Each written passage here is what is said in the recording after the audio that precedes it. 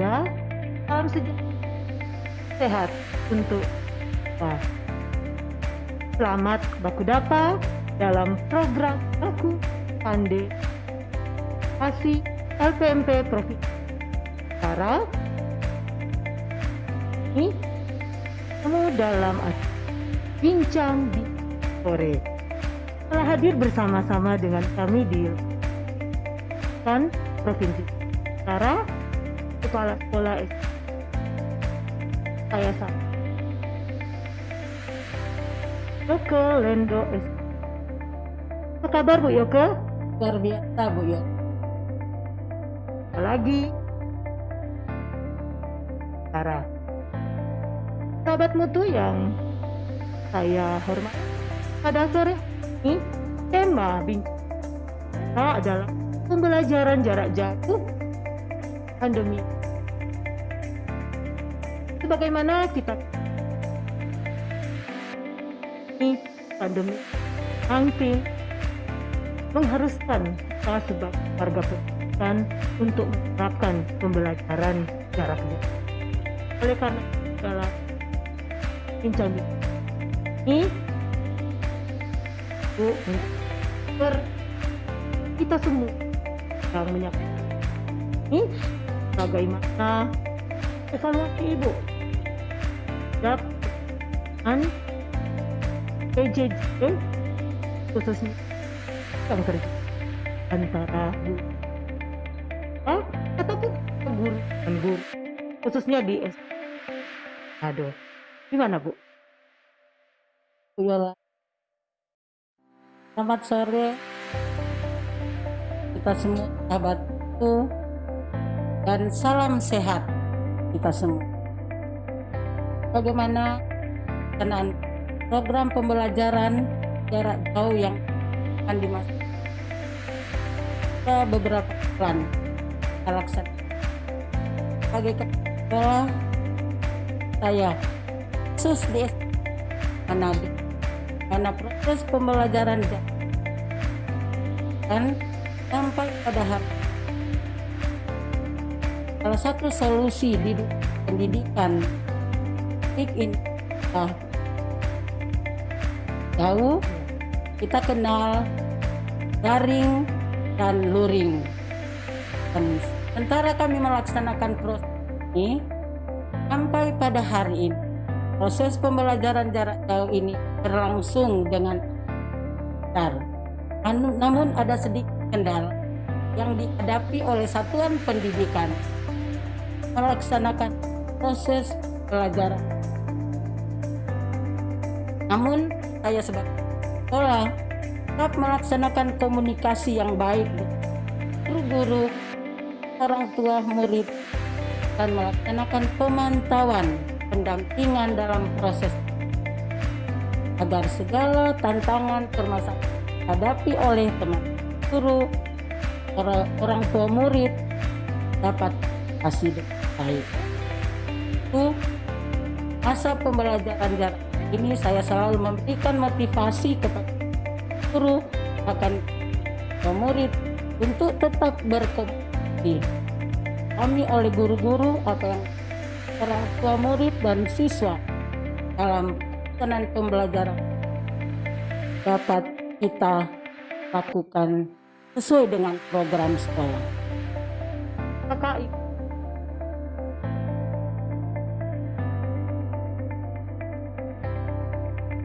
kan baik, boleh katakan aktivitas itu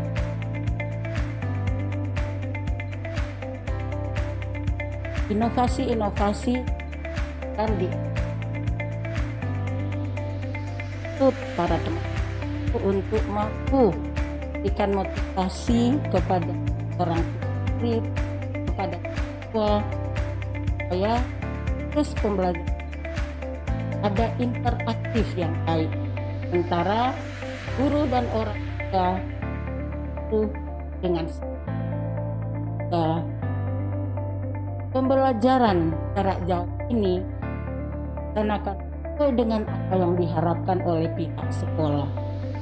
Oleh karena itu saya selalu memberikan motivasi kepada guru untuk tetap semangat melaksanakan dengan mengedepankan satu tanggung jawab yang telah dipercayakan oleh pemerintah terhadap guru. Dan sekarang ini yang dilaksanakan oleh SD Negeri 3 yaitu pertama pembelajaran daring di dalam jaringan dengan menggunakan handphone Android. Jadi guru memberikan pembelajaran lewat WA, lewat Zoom, dan juga tugas-tugas yang diberikan langsung dikerjakan oleh siswa, hasilnya dikirim langsung kepada guru-guru. Dan untuk pembelajaran luring dilaksanakan oleh guru ketika ada siswa yang tidak memiliki handphone, maka tugas tanggung jawab seorang guru adalah mengunjungi siswa tersebut. Dan selama ini sudah terlaksana dengan baik, namun ada 1-2 siswa yang karena tidak memiliki handphone Android, maka menjadi satu kendala bagi guru-guru dalam melaksanakan proses pembelajaran jarak jauh. Salah satu contoh yang dilaksanakan oleh guru telah berkomunikasi dengan orang tua bahwa akan dikunjungi oleh orang tua murid yang tidak memiliki handphone Android. Ketika guru pergi ke rumah siswa, guru tiba di rumah, orang tua dan siswa tidak berada di rumah. Ternyata orang tua sudah pergi bekerja dan membawa anak tersebut, sehingga menjadi satu tantangan bagi guru-guru untuk melaksanakan proses pembelajaran lewat luring. Tetapi saya tetap memotivasi para guru-guru tetap semangat berkomunikasi dengan orang tua, sekalipun itu harus berpindah hari untuk melaksanakan pembelajaran luring, tetap mengedepankan bahwa salah satu tantangan guru dalam melaksanakan proses pembelajaran ini tetap memiliki kesabaran menghadapi orang tua, menghadapi para siswa. Dan itu motivasi saya terhadap teman-teman guru. Bu Yoko, sesuai dengan pengamatan Ibu ya, baik secara langsung ataupun tidak langsung, kira-kira apa dampak positif dari PJJ ini bagi peserta didik? Ya, dampak positif yang kami lihat dalam proses pembelajaran jarak jauh ini, yang pertama, dampak positif terhadap siswa. Ada siswa-siswa yang awalnya masih gagap dengan menggunakan teknologi. Dengan adanya pembelajaran di masa pandemi ini memberikan manfaat yang besar bagi siswa karena mereka sudah mampu menggunakan teknologi untuk melaksanakan pembelajaran. Begitu juga kepada guru-guru. Memang masih ada guru-guru yang masih gagap teknologi. Dengan adanya pembelajaran daring ini membuat guru-guru mengetahui bagaimana menggunakan pembelajaran dengan media pembelajaran TIK ini. Gitu juga pada orang tua. Jadi dari dampak positif antara guru, orang tua, bahkan siswa, mereka sudah mampu menggunakan media pembelajaran TIK dari segi positif.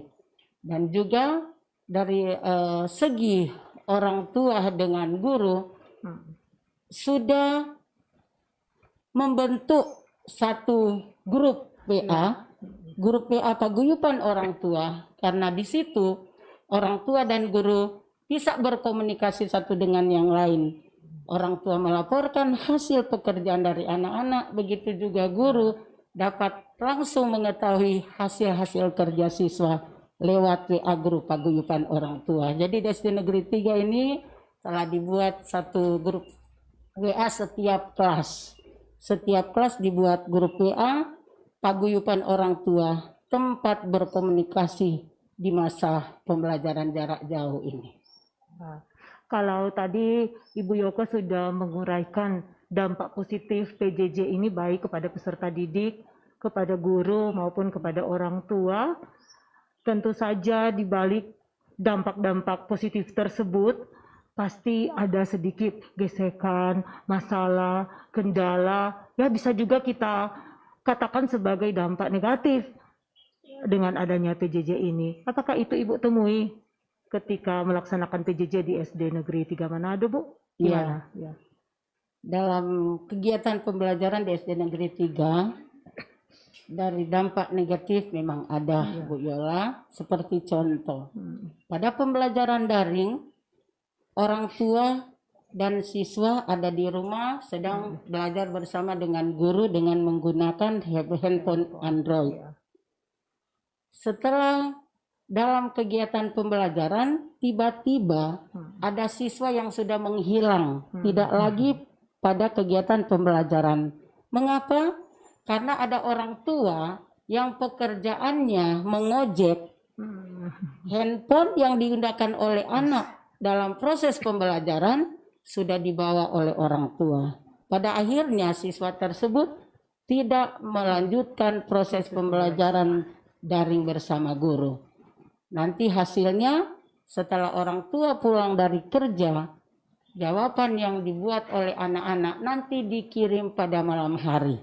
Padahal sesungguhnya dalam proses pembelajaran, pada penilaian harus pada saat pembelajaran atau selesai pembelajaran sudah ada laporan penilaian oleh orang tua terhadap guru.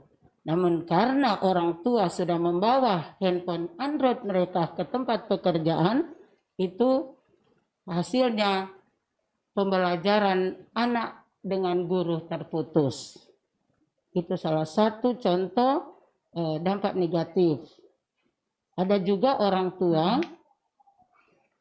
yang anak sementara belajar tidak didampingi baik oleh orang tua. Padahal sesungguhnya dari pihak sekolah sangat mengharapkan pendampingan orang tua pada saat pembelajaran di rumah. Karena pembelajaran di rumah yang mendampingi adalah orang tua. Tetapi ada orang tua pada saat mereka mendampingi siswa untuk belajar, karena mungkin orang tua terlalu temperamen, terlalu mendidik anak itu dengan kekerasan, akhirnya anak itu tidak dapat belajar dengan baik. Bukan menjadi pintar, tetapi anak itu langsung hilang konsentrasi untuk belajar karena ada tekanan dari orang tua murid. Jadi itu dampak negatif baik dari pihak siswa maupun dari pihak orang tua. Iya, Bu Yoko, ya, kasihan ya kalau tadi dikatakan anak sementara belajar, kemudian Androidnya dipakai untuk Gojek ya atau Grab dan lain-lain oleh orang tua karena juga harus mencari nafkah ya untuk kebutuhan perekonomian keluarga. Dan juga masih ada ya sedikitlah mungkin kekerasan orang tua dalam mendampingi anak di masa PJJ ini. Dan mungkin ada hal-hal lain yang nantinya akan berdampak pada perkembangan psikologi anak dalam pembelajaran khususnya. Apalagi mungkin juga pada anak-anak di kelas rendah ya. Kalau di SD kan kelas 1, 2, 3 pasti secara psikologi itu ada dampak yang terjadi akibat PJJ. Bisakah Ibu sharing dengan kami terkait dampak terhadap psikologi anak, baik terkait yang Ibu katakan tadi dari orang tua, atau ada kekerasan dalam mendampingi atau digunakan Androidnya untuk pekerjaan atau hal-hal lain. Silakan Bu. Ya. Memang dalam proses pembelajaran kita ketahui bersama bahwa psikologis anak ketika mereka belajar dengan penuh perhatian, penuh kelemah lembutan, pasti akan mempengaruhi psikologis anak. Namun yang terjadi sebagian dari siswa, ada siswa yang ditemui bahwa ada orang tua murid yang karena tidak mau diganggu oleh siswa dan sudah terbiasa dengan proses pembelajaran yang dilaksanakan oleh sekolah, yaitu yang di masa lalu sebelum masa pandemik, bahwa 8 jam itu harus ditangani oleh guru. Kemungkinan besar Orang tua sudah terbiasa dengan hal seperti itu. Nah, di masa pandemik ini ketika pembelajaran di rumah saja harus didampingi oleh orang tua murid, maka ada orang tua yang sudah terbiasa menyerahkan sepenuhnya itu kepada pihak sekolah, maka saat ini menjadi satu tantangan buat orang tua murid bahwa dalam mendampingi di masa pandemik ini membutuhkan kesabaran dan perhatian dari orang tua. Namun ada orang tua yang karena temperamen tidak mau diganggu, sehingga pada saat proses pembelajaran di rumah saja orang tua cepat emosi. Ada orang tua yang sedang mendampingi anak-anak suka memukul anak-anak, memarahi mereka, sehingga psikologis anak terganggu. Bukan lagi konsentrasi untuk belajar, tetapi anak tersebut sudah ketakutan karena dimarahi oleh orang tua. Nah, itu yang kita harus hadapi sekarang ini untuk menginformasikan kepada orang tua bahwa dalam menangani anak di masa pandemik ini butuh kesabaran orang tua. Jadi orang tua harus bekerja sama dengan pihak sekolah bagaimana menangani anak-anak ketika mereka belajar bersama dengan orang tua. Oleh karena itu, dari pihak sekolah selalu memberi motivasi kepada guru-guru, diingatkan melalui grup paguyuban orang tua untuk dengan penuh kesabaran mendampingi para siswa-siswi yang sedang melaksanakan proses pembelajaran baik lewat daring maupun luring. Bu Yoko, apakah komunikasi dengan orang tua itu hanya seperti yang Ibu katakan lewat grup-grup atau paguyuban-paguyuban lewat WA antara guru dengan orang tua, atau apakah Ibu juga sebagai kepala sekolah ada kesempatan khusus untuk berkomunikasi dengan orang tua secara daring terkait dengan hal-hal yang Ibu sampaikan tadi? Ya, makasih.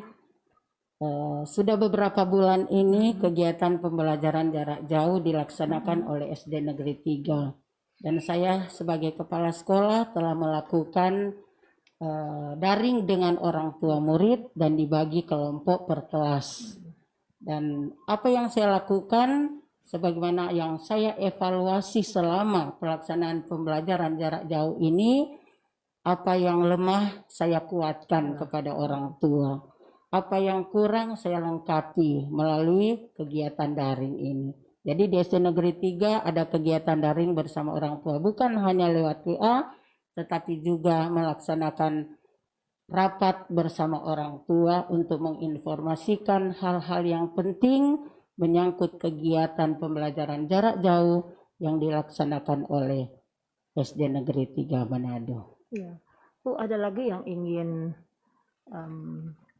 kami ketahui dari Ibu, sejauh mana keterlibatan sekolah ya, kalau sekarang kan kebijakan dana BOS bisa digunakan sebebas-bebasnya untuk kegiatan sekolah di masa pandemi COVID-19 ini.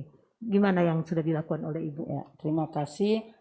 Untuk kegiatan di SD Negeri 3 Manado, untuk dana bantuan operasional sekolah yang telah kami lakukan selama ini, di mana Pak Menteri juga sudah menghimbau bahwa untuk dana BOS ini bisa dibelanjakan untuk protokol kesehatan, dan selain itu juga memberikan dana kuota untuk guru dan siswa dalam rangka proses pembelajaran jarak jauh ini.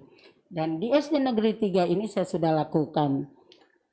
Pada kegiatan-kegiatan selama ini, anak-anak sudah menerima face shield untuk alat pelindung diri, dan juga sudah dibagikan beberapa masker baik guru maupun siswa. Selain itu juga sudah dibagikan dana untuk membeli kuota bagi guru-guru, dan untuk siswa belum semuanya. Karena di SD Negeri 3 kurang lebih 400-an siswa, maka bertahap untuk diberikan. Yang pertama untuk memperhatikan anak-anak yang kurang mampu, dan ke depan akan diperhatikan juga anak-anak yang lain.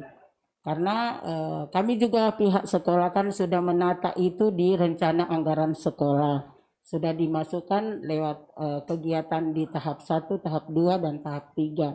Dan itu sudah dibahagi untuk dilaksanakan bertahap. Jadi ke depan akan diperhatikan juga untuk kuota anak-anak didik agar supaya pelaksanaan pembelajaran daring ini dapat berjalan dengan baik. Oke, Bu, bagaimana pendapat Ibu, atau kira-kira adakah tips-tips yang bisa Ibu bagikan bagaimana menjadi seorang guru yang hebat di masa pandemi COVID-19 ini? Bisakah ada beberapa tips lewat pengalaman yang Ibu alami selama ini? Ya.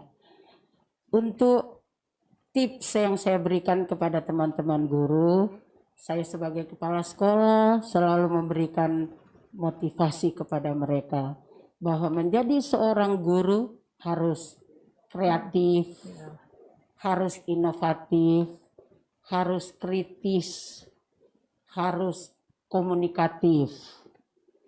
Dari beberapa hal ini, ketika guru melakukan proses pembelajaran, dia kreatif, maka dengan kreativitas yang dilakukan oleh guru, dia dapat mengedukasi para siswa-siswa yang dipercayakan kepadanya. Ketika dia kritis, guru itu kritis, dia mampu menghadapi anak-anak. Karena di zaman sekarang ini, anak-anak banyak yang sudah kritis. Guru belum tahu, sudah diketahui oleh siswa. Oleh karena itu, saya selalu mengingatkan guru-guru untuk tetap menjaga kredibilitas sebagai seorang guru. Guru profesional berarti guru mampu untuk melaksanakan tanggung jawab yang dipercayakan kepada mereka, agar supaya ketika mereka melaksanakan proses, mereka mampu mengedukasi baik siswa maupun orang tua siswa. Ketika guru itu kreatif, inovatif, kritis, mampu berkomunikasi dengan orang tua, maka akan terjadi perubahan. Baik sikap dari orang tua, sikap dari siswa, memiliki pengetahuan yang luas, terampil dalam melaksanakan tugas. Karena sekarang ini kita melaksanakan proses pembelajaran kurikulum 2013. Dari ketiga aspek penilaian, dari segi sikap spiritual dan sosial, dan juga pengetahuan dan keterampilan, itu sangat penting dimiliki oleh seorang siswa. Karena itu sebelum dimiliki oleh seorang siswa harus dimiliki oleh seorang guru. Jadi saya selalu mengingatkan itu agar supaya dalam perkembangan anak-anak bisa terjadi peningkatan kompetensi ketika guru mampu melakukan inovasi yang luar biasa untuk meningkatkan kompetensi dari para siswa-siswi yang ada di SD Negeri 3 Manado. Sahabat Mutu yang berada di mana saja, banyak hal Ibu Yoko sudah sharing dengan kita pada sore hari ini terkait pembelajaran jarak jauh di masa pandemi COVID-19. Oleh karena itu, dengan diskusi kita pada sore hari ini, bisakah Ibu memberikan closing statement terkait pembelajaran jarak jauh di masa pandemi COVID-19? Mengakhiri diskusi kita. Ya. Terima kasih. Untuk pembelajaran jarak jauh ini, saya menghimbau kepada teman-teman kepala sekolah yang ada di Provinsi Sulawesi Utara. Mari kita melakukan inovasi dalam rangka meningkatkan mutu pendidikan yang ada di Provinsi Sulawesi Utara. Mari kita mampu mengembangkan program-program inovasi untuk mengatasi masalah yang terjadi di satuan pendidikan di masa pandemi COVID-19 ini. Saya memotivasi juga kepada teman-teman guru, bahkan para orang tua murid, mari kita bekerja bersama-sama, saling berkomunikasi satu dengan yang lain. Segala apa yang kita alami ketika kita melaksanakan tugas ini, mari kita mengingatkan untuk kiranya dapat mengendalikan anak-anak didik kita baik orang tua yang mendampingi di rumah, bahkan para guru yang melaksanakan proses pembelajaran, tetap semangat dan mengedepankan tanggung jawab yang dipercayakan kepada guru-guru, agar supaya segala sesuatu tantangan, ancaman yang kita alami pada masa pandemi COVID-19 di proses pembelajaran jarak jauh ini dapat kita atasi bersama-sama, sehingga proses pembelajaran jarak jauh ini berjalan dengan lancar. Nah, Ibu Yoke, masih ada satu lagi pertanyaan yang ingin saya tanyakan kepada Ibu. Nah, apa pendapat Ibu Yoke tentang program Baku Baking Pandai, khususnya acara bincang-bincang sore yang sudah kita laksanakan hari ini? Ya, makasih Bu Yola. Pendapat saya untuk program LPMP dalam acara Baku Baking Pandai seperti bincang-bincang sore hari ini, program LPMP ini sangat luar biasa karena saya melihat acara ini memberikan motivasi kepada semua pihak, bukan hanya internal LPMP saja, akan tetapi kepada semua pihak. Bagaimana kita bersama-sama menjalankan tanggung jawab kita sebagai masyarakat yang ada, di mana dalam menghadapi masa proses pembelajaran ini untuk meningkatkan mutu pendidikan yang ada di Sulawesi Utara, mari kita bersama-sama saling membangun, saling mengedukasi satu dengan yang lain, sehingga dapat terjadi perubahan yang besar. Jadi untuk program LPMP ini sangat luar biasa, membuat insan-insan atau peserta didik menjadi cerdas ketika mengikuti kegiatan program LPMP ini. Bukan hanya siswa, tetapi para masyarakat juga dan juga stakeholder pendidikan yang ada. Dan bagi sahabat mutu yang masih ingin sharing dengan Ibu Yoke Lendo SPD MSI, silakan Bapak Ibu komen dalam akun Facebook. Karena ini dilaksanakan secara live streaming, silakan nanti Ibu Yoke akan meresponnya lewat akun Facebook LPMP Provinsi Sulawesi Utara. Demikian sahabat mutu, bincang-bincang sore kita pada saat ini, dan atas nama Kepala Lembaga Penjaminan Mutu Pendidikan Sulawesi Utara mengucapkan terima kasih kepada Ibu Yoke Lendo SPD MSI, Kepala SD Negeri 3 Manado. Sampai bertemu lagi di episode selanjutnya bincang-bincang sore dalam program inovasi LPMP Provinsi Sulawesi Utara Baku Baking Pandai.